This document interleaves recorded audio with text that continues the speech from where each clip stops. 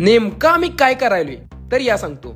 आज आहे आमच्या शूटचा दुसरा दिवस आणि पोहे खाऊन आमच्या दिवसाची सुरुवात झाली. मी जो कोर्स करायलोय त्यामध्ये आम्हाला थर्ड इयरला शॉर्ट फिल्मचा प्रोजेक्ट करून सबमिट करायचा असते आणि त्यामध्ये आम्ही फर्स्ट इयर आणि सेकंड इयरची हेल्प पण घेऊ शकतोय. आता मी आहे फर्स्ट इयरला, त्यामुळे हे सगळं माझ्यासाठी पण नवीनच आहे.